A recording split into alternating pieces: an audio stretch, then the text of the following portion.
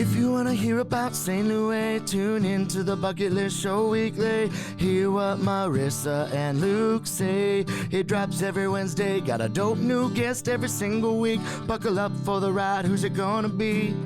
Who's on the show today? They rep St. Louis.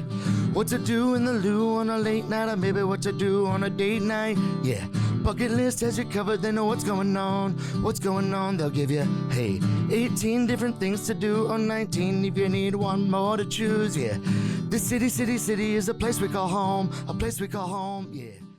St. Louis, welcome back to another episode of the STL Bucket List Show, episode 180 something. We've been doing this show every single week for the last 3 years. Usually it's me and my wife on the show. We have a baby factory going on, so it's a little bit harder to get her on the show. So shout out Marissa. She went back to school today. She's a teacher. So shout out to all the teachers that had to go back to school this week, and all the parents that are happy that their kids are back at school this week. But I got a special episode. One of the most inspiring business owners in St. Louis. We've been following your journey for a long time. The first time we met was in a charter parking lot over on Maryland Heights, or somewhere around there, like somewhere in like Maryland Heights area. I met you in the parking lot. And to see you build your business from the truck to the ghost, now to the brick and mortar. We got Latoya Thompson, Bougie Bites in the studio. Welcome. Thanks for coming in. Thank you.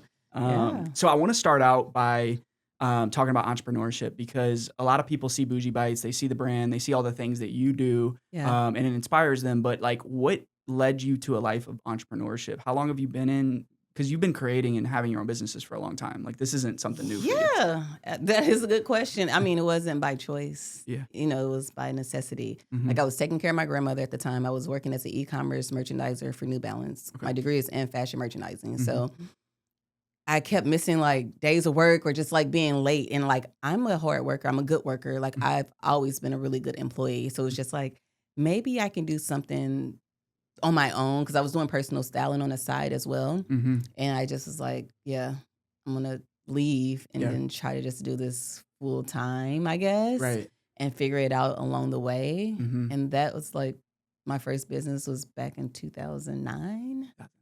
Wow. Yeah. That's 2009 or 16. 2008. I had to look up at the Secretary of State, but it's been a while. So 17 years almost. Yeah. Wow. And Yeah. you started. So what was the first business you started then? It was personal styling. So Personal I would styling. do wardrobe styling, closet organizations. I was working on model sets with the models and agencies, video sets. I'll bring all the clothes and Was that here do in St. all Louis? that. Yeah, no, it was here in St. Louis. Oh, Yeah, wow. yeah. That's crazy. So you've always been into fashion then, obviously. So I don't know. Was it like I always been, or was just like, oh, you're just a black skinny tall girl? You should, you should be in modeling.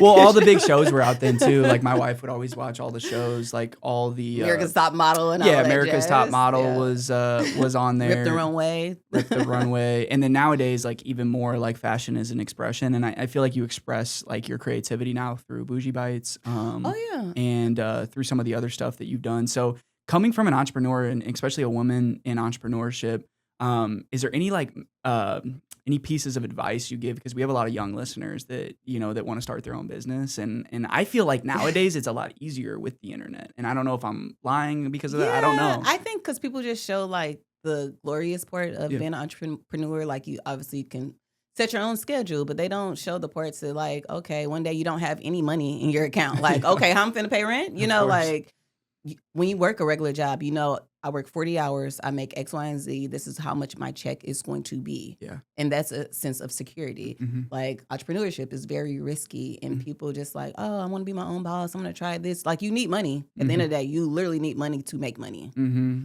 Yeah. Advice that I would give someone is like, do research. And a lot of people just are just doing these trends. They're not doing research. They're not solving the problem. Yeah. They're just like, I don't want to do the standard like my parents or go corporate America, but like we still need you. Yeah, we do still need you. First Community Credit Union is the official banking partner of STL Bucket List. They've been serving St. Louis families for 90 plus years with 40 plus local branches and over 400,000 members. From personal credit loans to mortgages to kids and teen accounts, they also have a partnership with the STL Blues. You see Louie here if you're watching on YouTube. We're proud to use First Community. I use it for my own family and my own business. We're excited for them to be the official banking partner of STL Bucket List. Well, a lot of people don't understand. I think that to your point is like, oh, I make my own schedule. And it's like, Yes, but my schedule is worse than what it was if I had a regular job in it. And, and it harpens my family. Like my wife's like, okay, you really need to like take off today. And I was like, I can't, and I wish I could. But in order to be successful, like, yes, you can have a lifestyle business and make a little money, but a lot of people are doing it for the wrong reasons. They're doing it for the Instagram content. They're doing it for, and the thing I like that you do is you are transparent on your social media. So there was one post specifically about your payroll. You're like, okay, here's what my payroll is. Like, no other restaurateur is doing that. And at least in St. Louis, I know there's people like across the nation I see doing it in like New York and other cities, but like as far as in St. Louis, like nobody's like really being transparent about, hey, like this is actually what we took home after a week. And that was a grand opening week. Like people are like, oh, she's making buckets of money. It's like, hey, here's exactly what we made. No. And I'm sure your employees resonate with that too, Yeah, absolutely. I mean, I pay them well, obviously. But they don't, they're showing up. And that's why like when we're doing the vetting process, like I'm hoping I'm vetting the right person when hiring, period. It's like, okay, we're recruiting. Like if you're looking to come for a few checks, this ain't the place for you. If you're looking to make a difference, if you're looking to have fun, yes, this is an easy job, literally an easy job. Mm-hmm. Yeah. I expect you to do your job, right? Be happy, get paid, and go home. I mean, it's just real simple. Yeah, that's it. So you got into, into food because you were in in-home care, you were in, you had your hair shop too as well? Yeah, so like I would say I always consider myself a foodie before people were saying like foodie. Mm-hmm. Since like high school, my first job was Burger King. I was 15 years old. So I'm gonna be 40. So me and my friends, like every Tuesday, we'll go to Culpeppers when they had the 25-cent wings. I remember and Culpeppers. Then from there, are they done? Culpeppers is gone, aren't they? Or no, there's one left in St. Charles, I think the St. Charles one is they're done. Okay. So it's like going to Culpeppers with the $25 wings. And then we were in high school. We will always have meetups. We'll go to Red Lobster, Applebee's. So I'm like, we're always eating. Yeah. And like for me, food is fellowship, right? It brings people together. Mm-hmm. It's just now documenting it. And showing people like, oh, okay, this is this place. This is cool. Because they're like, well, how do you know? All my friends always hit me up. Where should I eat? Where should I go? Yeah. So you started out with a love for food, but then to start a business in hospitality, when you look at the business side of it, because like you've had these other businesses and they're really clear. It's like, okay, if I get X amount of customers, the hospitality is unclear, especially when you started because on your LinkedIn, it says you started in September of 2021. So like you're right after the pandemic. Yes. You're trying to start a food business when costs are high. Yeah. You're starting a vegan food business, which costs are even higher for vegan. Yeah. So when you're looking at it as a business move, I mean, how have you been able to navigate from 2021 and now it's like 4 years later, you've built this not just in St. Louis, but like people across, and now that we've been working together, it's like people across the Midwest, people across the world are actually starting to mess with you guys, And people were driving it's in. Hard. Yeah. It really is hard. It was like I was lucky enough I had the home care income. Of course. Like I had some sort of income to like dump into this idea that may or may not work. Yeah. But I've seen it work in other places. I know people, there's one thing we're gonna always need. We need food. Mm-hmm. We need food, we need water. Yeah. Right? So it's like, well, how do you create something that's not your traditional burgers, your traditional wings? I looked at Slutty Vegan. Slutty Vegan does amazing and did amazing during COVID. So it's like, why can't we have that here? Yeah. And then let's try to have it here. And if it does not work, then it's like, okay, I tried and then I had to pivot. We did something else. Yeah. So Slutty Vegan, one of your biggest inspirations, you think? Is that? I like Slutty Vegan is really nice. I mean, now that was like 2019 when she came out, or when I started going to Atlanta and like having the food. Yeah. And there's been so many other like vegan right. donut places, vegan burger places, like Jarrell's Better Burger in New York is amazing. Okay. So there's so many other things. It's just like we don't have that really here. It's an inclusive type of environment when it comes to like vegetarian and vegan food. So how do you like change that narrative? Yeah, there's only a few, and like, obviously you got Sweetheart who kills it. Yeah. But a lot of the like ones, like I think CC's is gone now. And there was just a couple of really good ones and now like you're starting to see more, and some restaurants are actually starting to offer more As they should. options.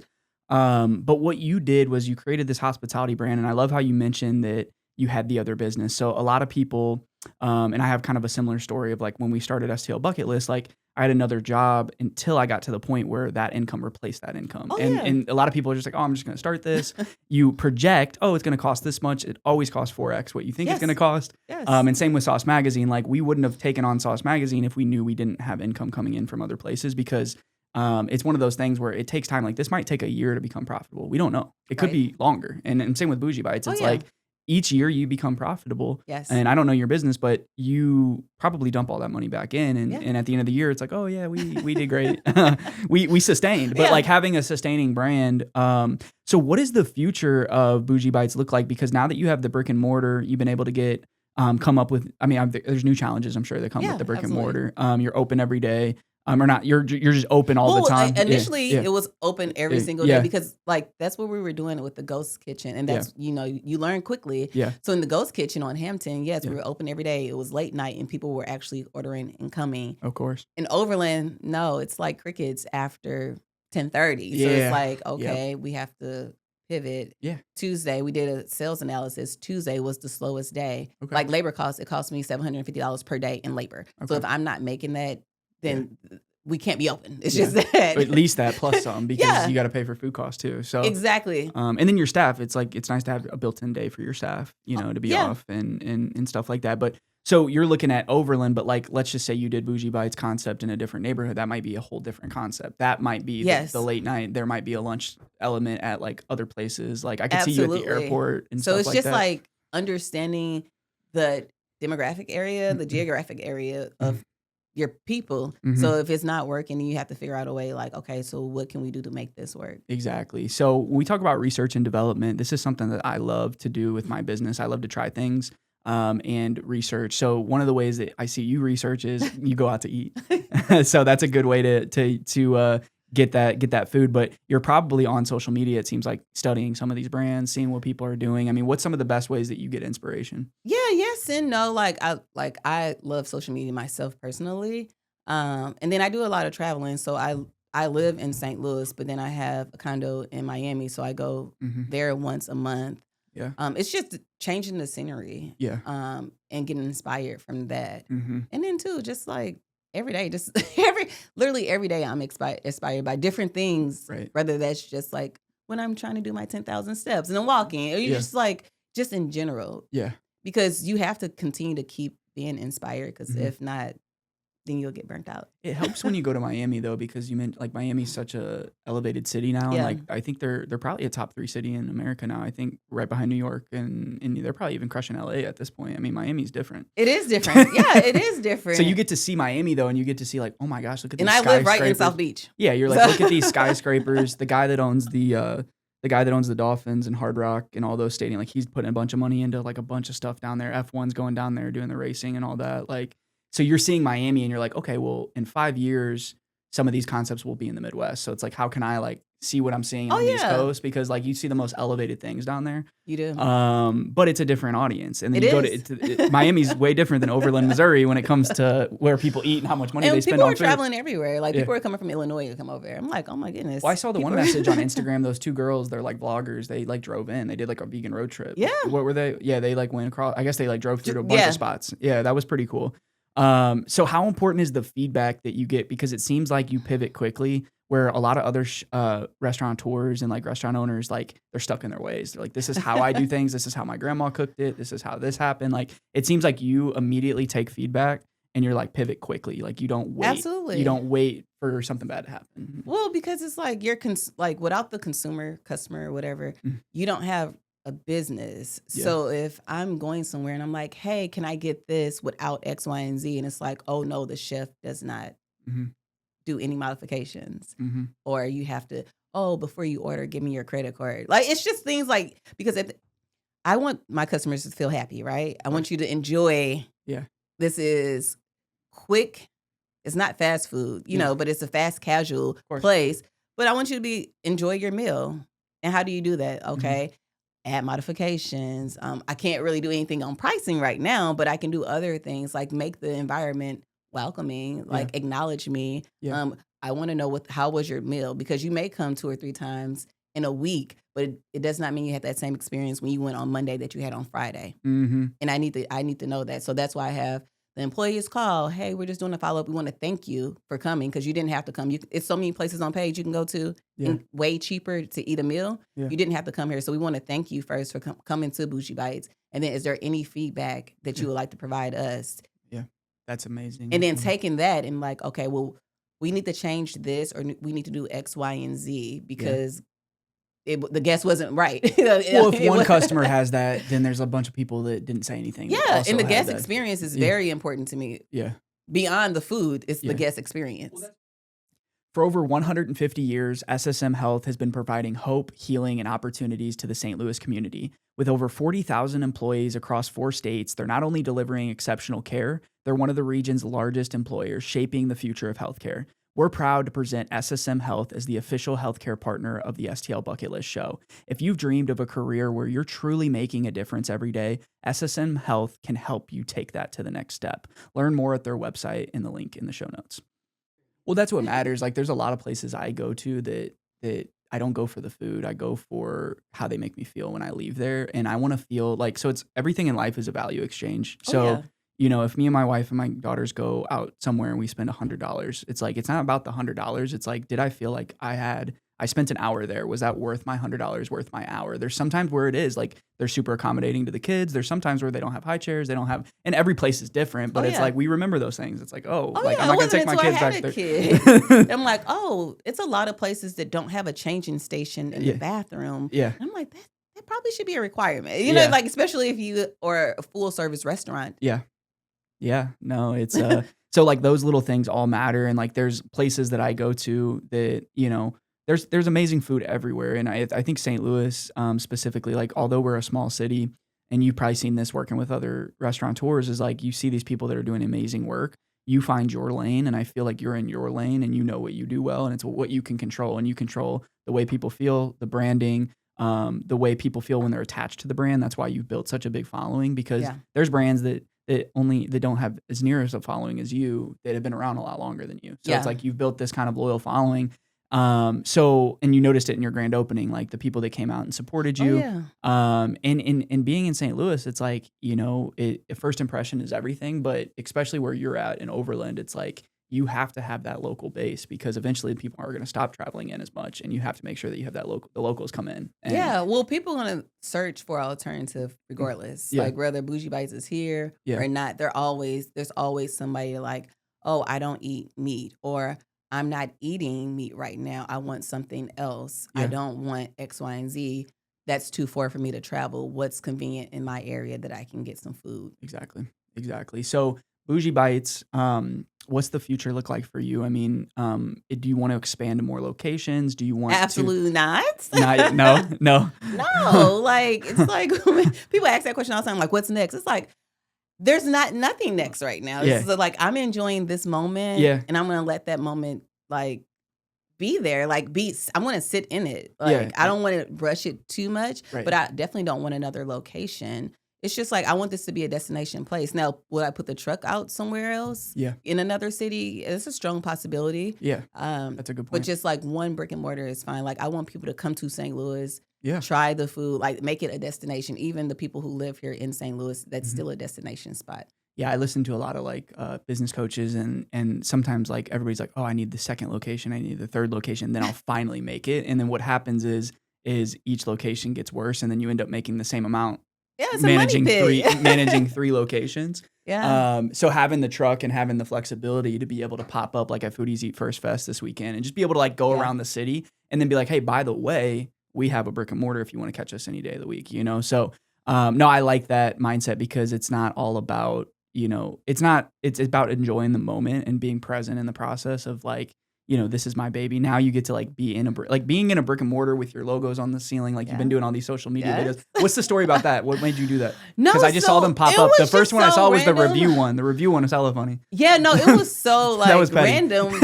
It was content day, and I was like, oh, I have these posters. A girl that I follow in New York had a coffee shop, and she had like a poster that was like, it's okay to poop in public because we know coffee. Like, and I thought it was so funny. And she just held it up. She just held it up. And I was like, that is hilarious. And I was just like, how can I just like start conversations, right? And that was one of them. Like, let me just put out some stuff. It may or may not be.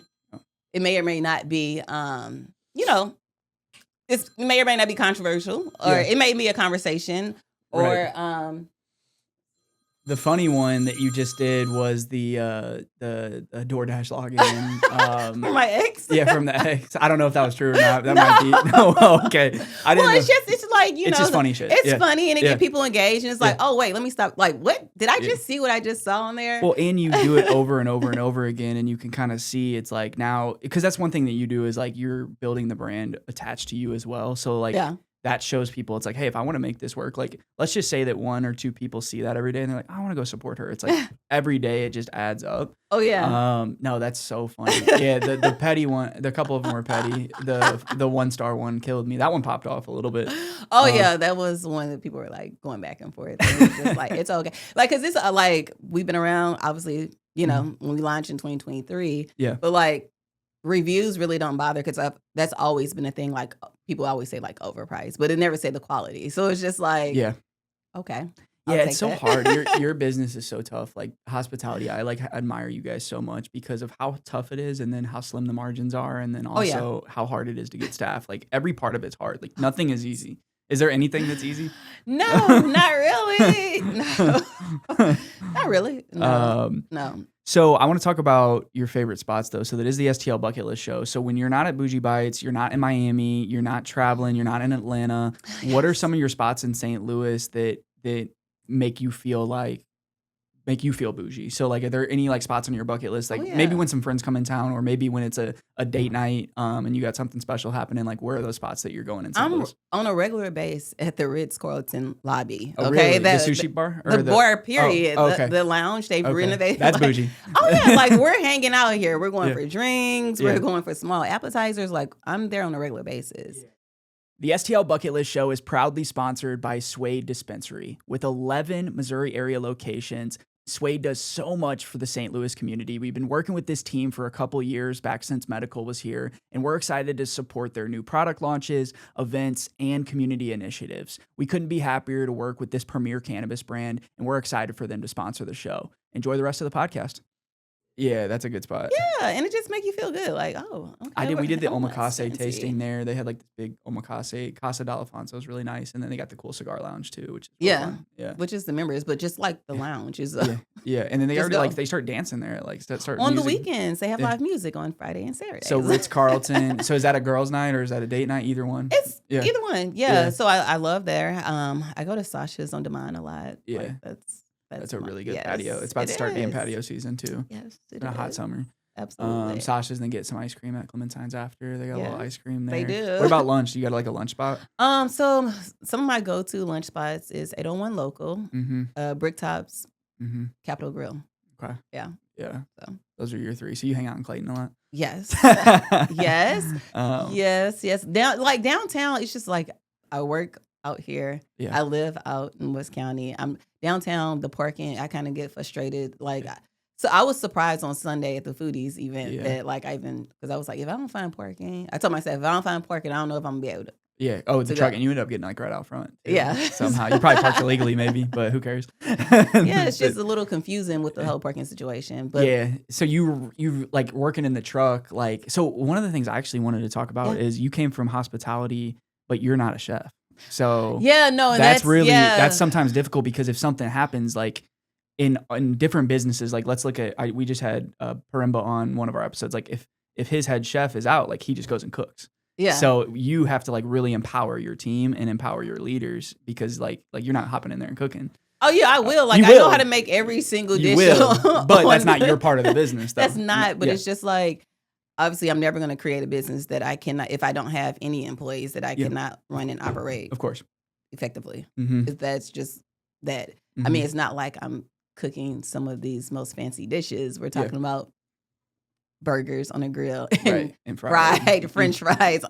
Right. So if I don't have a staff, if something happened, which I highly doubt it because I'm always hiring and firing people on a regular basis, we get applications in daily. Nice. I know how to do the job. Right. And the problem is when people are talking about entrepreneurship and doing things in certain businesses, you need to know what you're doing because in the event that you don't have a budget to hire staff or if you can't find somebody, you still need to be able to make the business operate. Yeah. Yeah. And you need to be able to be a leader. And part of being a leader is knowing the processes and knowing. Knowing the processes. Yeah. Well, you created your own SOPs. But I mean, but there's people, restaurants and companies out here that don't even have, SOPs going on. It's like, what are we doing here? Exactly. Yeah. It's so interesting, like being able to see, and like you have good leaders in there, like Big Mike and, and stuff like that. But being able to build this brand and build this, this elevated experience. What has been the most fun part? Did you have an aha moment? Like, was there an aha moment in your Bougie Bites journey? Was it the brick and mortar, or was it before that where you were like, hey, I think I'm onto something here? Well, I think in general, when I was 2021, when I registered the business, created the business model, and was going through the design, I was just going back and forth, like, should it be vegan or should it be vegetarian? And then when I was doing the market research, I'm like, it's not that many vegans, so let me just go ahead and do vegan. Obviously, that's going to narrow me down. Yeah. But I also think it's going to create a market. I think it's going to create customers.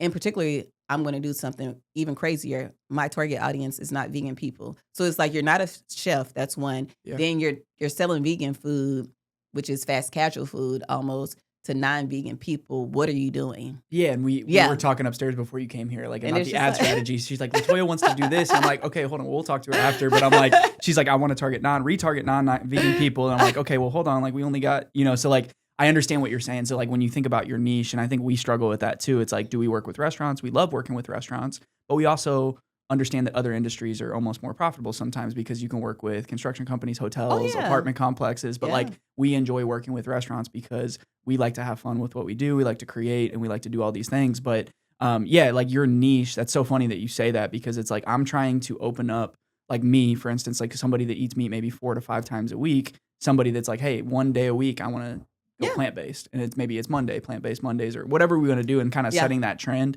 And the health kick and what people are doing, and the way that, you're kind of hitting this. There's all these different things, but absolutely. Because like, at the end of the day, based on research and data, like, my diehard vegans are not going out to eat. They're fixing their own food. So I'm not targeting you. Because they're so particular about it. They're so particular. Yeah. Like, they don't want anything that tastes like a burger. Why would you? Like, they've changed their complete lifestyle based on whatever their beliefs are, which is okay. Right. I don't want anything that remind me of a burger. That's why I left it. Yeah. So I'm not targeting. That's not my audience. Now, yes, do we have vegan people to eat the food? Absolutely. Yeah. But that's not my target market.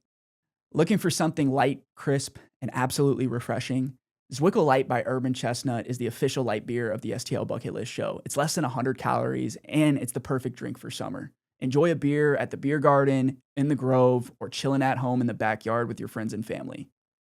This episode is sponsored by Upshot Coffee. 3 St. Louis area locations in Cottleville, Break Shop in St. Charles, and their new Hi-Fi location in Clayton. I personally use Upshot Coffee every day at my espresso machine at home, and I try to visit one of the shops at least once a week. They source the beans responsibly from local farms all across the world, and they take care of their staff, and they take care of the community. Let's get back to the show.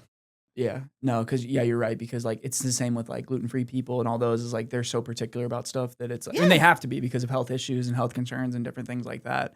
And they eat at home, really, or if they are going out to eat, they know the places that they go out to eat and the type of food that, it's not like remaking a burger. Exactly. So you kind of like know owning a restaurant, you have a pretty tight grasp on the economy. So as the economy goes up and down, you guys kind of feel it, because going out to eat is the thing that people can easily cut out. Yeah. So how do you feel that? You're like, okay, like, I just noticed like the more and more, like, even people that message us, it's like, I can't go out to eat once a week like I used to. And it's just harder to do that. So how do you guys navigate that? Like, with the economy, and like, you can't control that. For Bougie Bites? Yeah, just like for like your business in general, like you guys kind of ride the wave of like, of the economy in a way. It's like, I see that and I watch it, but then I was like, at the end of the day, McDonald's stay with a line. Yeah. Like, people still need to eat. Yeah. They're going to eat regardless. And now, it's AI proof. It's AI proof. It's tech proof. It's like, people still need to eat. They want to go out and experience a meal, regardless of what they're going to eat. Yeah. No one's sitting here saying like, okay, I haven't had a meal for 4 or 5 days. Yeah. Whatever what the meal is, it may not be the meal of choice. Yeah. Right. But they're going to have a meal.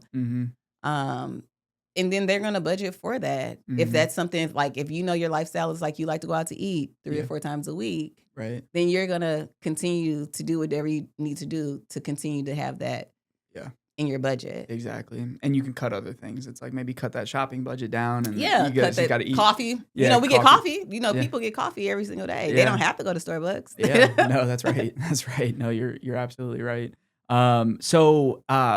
Looking back on the journey, who has been your support system? I mean, is there anybody that like family or, anybody that's really like kind of guided you or mentorship or anything like that? Oh yeah. So doing the food trucking, obviously industry, I did meet a woman. She had an ice cream truck, and then she kind of like became a friend / mentor because she's been doing it for so long.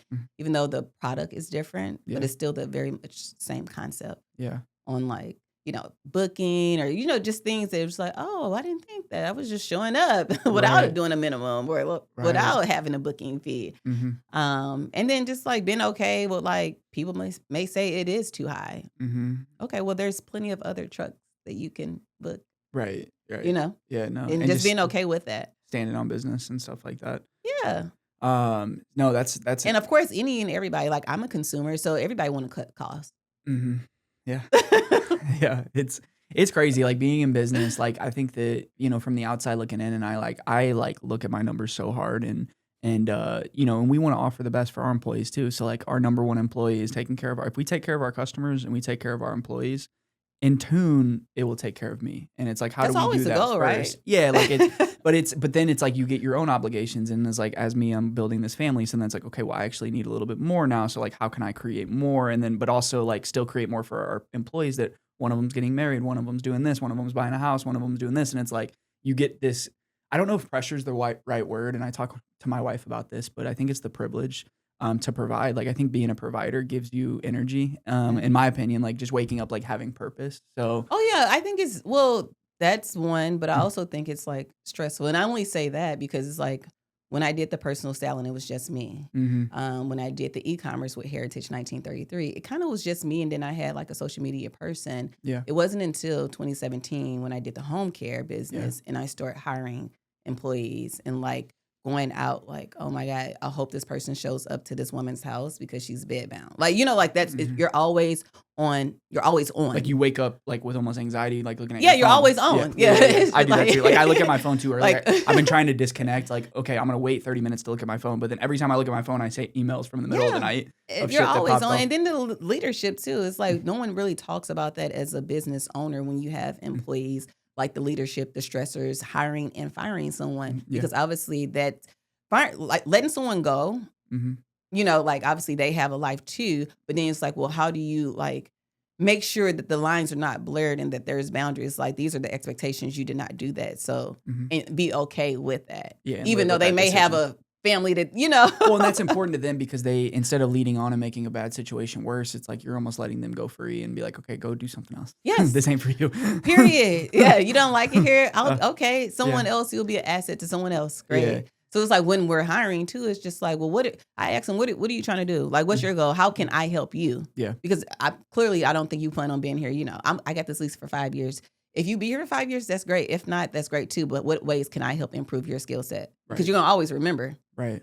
No, exactly. And I think one of my mentors told me one time, it's like, in our business, we're not changing the world. We're not a nurse. We're not a teacher. We're not a brain surgeon. We're not a soldier, a cop, a firefighter. Like at the end of the day, we just help people on social media. It's not rocket science. You just make burgers and fries and vegan. It's like, you're not changing the world, but you're changing your world. And if you can live in passion and you can live in purpose, it's like, that's what keeps you motivated. Because I'm sure there's days, where it's like, man, it would just be so easy to just, be in Miami all the time. Oh yeah. I was just thinking that. Like you're like, man, I wish I could go to Miami more. I was like, yeah, Bougie Bites is taking up a lot of time. Like with the home care, obviously it's been around. So I can easily take my laptop and work from anywhere. But like with the brick-and-mortar, you need to be here. Like eyes need to be there. Even though you have all the cameras in the world, it's just a different presence. Yeah. Like when you show up in there. Yeah, no, that's great. Well, Latoya, I appreciate you for being vulnerable. I like what you guys do, and want to continue to support you guys in your journey. And I see the truck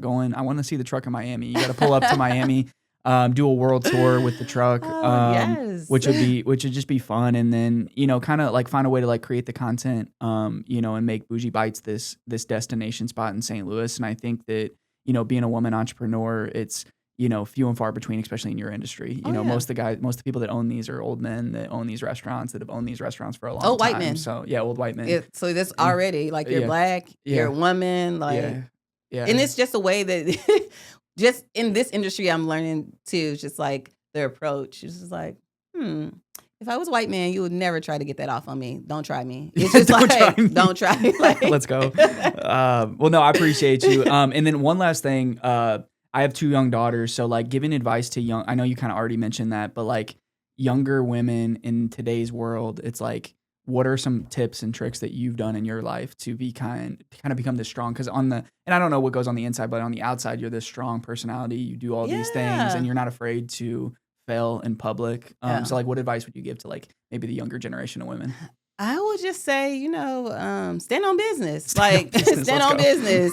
Have your credentials. Yeah. You got your credentials. Yeah. Like, and just stand on it. Like, if you know what you know, be able to show that, and you can't have any room for anyone to be like, oh no, this was wrong. And it's like, no, I've done X, Y, and Z. I know this is, what I'm telling you. Yeah. Now, whether if you want to listen to me or not, that's okay. Yeah. Because I've already done the work. Of course. Yeah. No, facts. Well, that's a wrap. So we'll see you guys next week. Appreciate you guys for tuning in and highlighting the people, places, and events that make St. Louis special. So see you guys next week. Hey, St. Louis, Brent Labowitz Law Firm, personal injury law firm here in St. Louis. Excited to be part of the STL bucket list and sponsor them for their podcast. Just want to go ahead and say, if you ever need a personal injury lawyer here in town in St. Louis, give us a call, look us up. You get involved in an accident of any type at all, give us a call, free case evaluation. We'll try to walk you through the process. Today, they rep St. Louis. What to do in the loo on a late night, or maybe what to do on a date night. Yeah, bucket list has you covered. They know what's going on.